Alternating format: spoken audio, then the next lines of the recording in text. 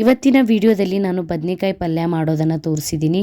ಈ ರೀತಿ ಒಂದ್ಸಲ ಬದನೆಕಾಯಿ ಪಲ್ಯ ಮಾಡಿ ನೋಡಿ. ಪ್ರತಿ ಸಲ ಇದೇ ರೀತಿ ಮಾಡ್ತೀರಾ, ತುಂಬಾ ಕಡಿಮೆ ಮಸಾಲೆಯಿಂದ ತುಂಬ ಟೇಸ್ಟಿಯಾದಂಥ ಬದನೆಕಾಯಿ ಪಲ್ಯ ರೆಡಿಯಾಗುತ್ತೆ. ಹಾಯ್ ನಮಸ್ಕಾರ ಎಲ್ಲರಿಗೂ, ವೆಲ್ಕಮ್ ಟು ಮೈ ಚಾನಲ್. ನನ್ನ ಚಾನಲನ್ನು ಯಾರು ಹೊಸದಾಗಿ ನೋಡ್ತಾ ಇದ್ದೀರಾ ಪ್ಲೀಸ್ ಚಾನಲನ್ನು ಸಬ್ಸ್ಕ್ರೈಬ್ ಮಾಡ್ಕೊಳ್ಳಿ. ಈಗ ನಾನು ಮೊದಲು ಮಸಾಲೆಯನ್ನು ರೆಡಿ ಮಾಡ್ಕೊತಾ ಇದ್ದೀನಿ. 1 ಹಿಡಿಯಷ್ಟು ನಾನು ಕೊತ್ತಂಬರಿ ಸೊಪ್ಪನ್ನು ತೊಗೊಂಡಿದ್ದೀನಿ. ಅದಕ್ಕೆ 3-4 ಹಸಿಮೆಣಸಿನ್ಕಾಯನ್ನು ಕಟ್ ಮಾಡಿ ಹಾಕ್ಕೊಂಡಿದ್ದೀನಿ. ಸ್ವಲ್ಪ ಬೆಳ್ಳುಳ್ಳಿಯನ್ನು ಹಾಕ್ಕೊಂಡಿದ್ದೀನಿ. ಅರ್ಧ ಇಂಚಷ್ಟು ಅಲ್ಲವನ್ನು ಹಾಕ್ಕೊಂಡಿದ್ದೀನಿ. 1 ಟೇಬಲ್ ಸ್ಪೂನಷ್ಟು ಅರಿಶಿಣದ ಪುಡಿ, 1 ಟೇಬಲ್ ಸ್ಪೂನಷ್ಟು ಧನಿಯಾ ಪೌಡರನ್ನು ಹಾಕ್ಕೊಂಡಿದ್ದೀನಿ. ಅರ್ಧ ಟೇಬಲ್ ಸ್ಪೂನಷ್ಟು ಖಾರದ ಪುಡಿ, ಸ್ವಲ್ಪ ಎಣ್ಣೆಯನ್ನು ಹಾಕಿಬಿಟ್ಟು ಈ ಮಸಾಲೆಯನ್ನು ರುಬ್ಕೊಳ್ಳಿ. ಈ ಥರ ಸ್ವಲ್ಪ ತರಿಯಾಗಿರಲಿ, ಜಾಸ್ತಿ ಪೇಸ್ಟ್ ಮಾಡ್ಕೊಳ್ಬೇಡಿ. ಈ ಥರ ಪೇಸ್ಟನ್ನು ಈಗ ರೆಡಿ ಮಾಡ್ಕೊಂಡಿದ್ದೀನಿ. ನಾನಿಲ್ಲಿ ದೊಡ್ಡ ಬದನೆಕಾಯಿಯನ್ನು ತೊಗೊಂಡಿದ್ದೀನಿ. ಇದನ್ನು ಸರಿಯಾಗಿ ವಾಶ್ ಮಾಡಿಬಿಟ್ಟು ರೌಂಡ್ ಶೇಪ್ನಲ್ಲಿ ನಾನು ಕಟ್ ಮಾಡ್ಕೊತಾ ಇದ್ದೀನಿ. ಈ ಥರ ಮೀಡಿಯಮ್ ಸೈಜ್ನಲ್ಲಿ ನೀವು ಕಟ್ ಮಾಡ್ಕೊಳ್ಳಿ. ಇದೇ ರೀತಿ ನಾನು ಎಲ್ಲ ಬದನೆಕಾಯಿಯನ್ನು ಕಟ್ ಮಾಡ್ಕೊತೀನಿ. ನೋಡಿ, ಈಗ ನಾನು ಬದನೆಕಾಯಿಯನ್ನು ಕಟ್ ಮಾಡ್ಕೊಂಡ್ಬಿಟ್ಟು ಇದರ ಮೇಲೆ ಈಗ ಅರ್ಧ ಟೇಬಲ್ ಸ್ಪೂನಷ್ಟು ಅರಿಶಿಣದ ಪುಡಿಯನ್ನು ಹಾಕ್ಕೋತಾ ಇದ್ದೀನಿ. ಅರಿಶಿಣದ ಪುಡಿಯನ್ನು ಸರಿಯಾಗಿ 2 ಕಡೆಯಿಂದ ಸ್ಪ್ರೆಡ್ ಮಾಡ್ಕೊಳ್ಳಿ. 2 ಕಡೆಯಿಂದ ಸ್ಪ್ರೆಡ್ ಮಾಡ್ಕೊಂಡ್ಬಿಟ್ಟು ಈಗ ನಾನು ಒಂದು ಚಾಕು ಹೆಲ್ಪ್ನಿಂದ ಬದನೆಕಾಯಿ ಮೇಲೆ ಸ್ವಲ್ಪ ಕಟ್ಟನ್ನು ಮಾಡ್ಕೋತಾ ಇದ್ದೀನಿ. ಈಗ ಬದನೆಕಾಯಿ ರೆಡಿಯಾಗಿದೆ. ಒಂದು ಹಂಚನ್ನು ಬಿಸಿ ಮಾಡ್ಕೊಂಡ್ಬಿಟ್ಟು ಅದರ ಮೇಲೆ ಒಂದು 4 ಟೇಬಲ್ ಸ್ಪೂನಷ್ಟು ಎಣ್ಣೆಯನ್ನು ಹಾಕ್ಕೊಂಡಿದ್ದೀನಿ. ಎಣ್ಣೆ ಬಿಸಿ ಆಗಿದ್ಮೇಲೆ ಈಗ ನಾವು ರೆಡಿ ಮಾಡ್ಕೊಂಡಿರುವಂಥ ಬದನೆಕಾಯಿಯನ್ನು ಸ್ವಲ್ಪ ಶಾಲೋ ಫ್ರೈ ಮಾಡ್ಕೊಳ್ಬೇಕು. ಎಲ್ಲ ಬದನೆಕಾಯಿಯನ್ನು ಹಾಕ್ಕೊಂಡ್ಬಿಟ್ಟು ಇದ್ರ ಮೇಲೆ ಒಂದು ಮುಚ್ಚಳನ ಮುಚ್ಚಿ 1-2 ನಿಮಿಷ ಬೇಯಿಸ್ಕೊಳ್ಳಿ ಸಾಕು. ಒಂದು ಕಡೆಯಿಂದ ಫ್ರೈ ಆಗಿದ್ಮೇಲೆ ಇದನ್ನು ತಿರುಗಿಸ್ಕೊಂಡ್ಬಿಟ್ಟು ಇನ್ನೊಂದು ಕಡೆಯಿಂದ ಮುಚ್ಚಳನ ಮುಚ್ಚಿಬಿಟ್ಟು 1-2 ನಿಮಿಷ ಬೇಯಿಸ್ಕೊಳ್ಳಿ. ಬದನೆಕಾಯಿ ಬೆಂದ್ಬಿಡುತ್ತೆ. ಈಗ ನಾನು ಈ ಬದನೆಕಾಯಿಯನ್ನು ತೆಕ್ಕೋತಾ ಇದ್ದೀನಿ.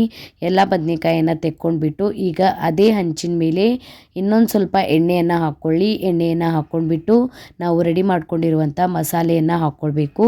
ಮಸಾಲೆಯನ್ನು ಹಾಕ್ಕೊಂಡ್ಬಿಟ್ಟು ಇದನ್ನು ಹಸಿ ವಾಸನೆ ಹೋಗೋವರೆಗೂ ಹುರ್ಕೊಳ್ಳಿ. 1-2 ನಿಮಿಷ ಹುರ್ಕೊಂಡ್ರೆ ಸಾಕು, ಮಸಾಲೆ ಸರಿಯಾಗಿ ಫ್ರೈ ಆಗಿಬಿಡುತ್ತೆ.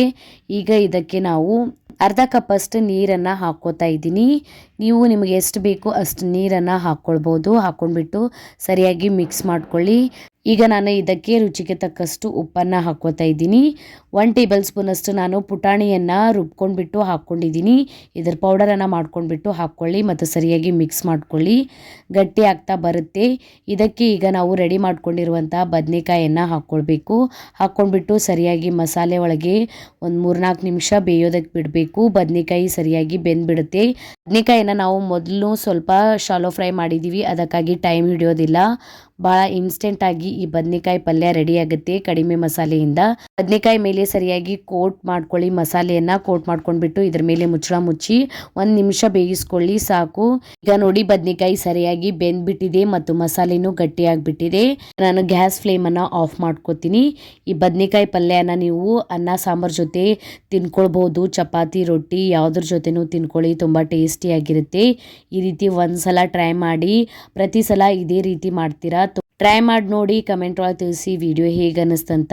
ವಿಡಿಯೋ ಇಷ್ಟ ಆಗಿತ್ತಂದ್ರೆ ಒಂದು ಲೈಕ್ ಮಾಡಿ, ಫ್ಯಾಮಿಲಿ ಮತ್ತು ಫ್ರೆಂಡ್ಸ್ ಜೊತೆ ಶೇರ್ ಮಾಡ್ಕೊಳ್ಳಿ. ಇದೇ ರೀತಿಯ ವೀಡಿಯೋಸನ್ನು ನೋಡೋಕ್ಕೆ ಚಾನಲನ್ನು ಸಬ್ಸ್ಕ್ರೈಬ್ ಮಾಡ್ಕೊಳ್ಳಿ. ಬೆಲ್ ಐಕನನ್ನು ಪ್ರೆಸ್ ಮಾಡ್ಕೊಳ್ಳಿ. ನಾನು ಹಾಕಿದ ವೀಡಿಯೋಸ್ ನೋಟಿಫಿಕೇಷನ್ ನಿಮ್ಗೆ ಸಿಗುತ್ತೆ.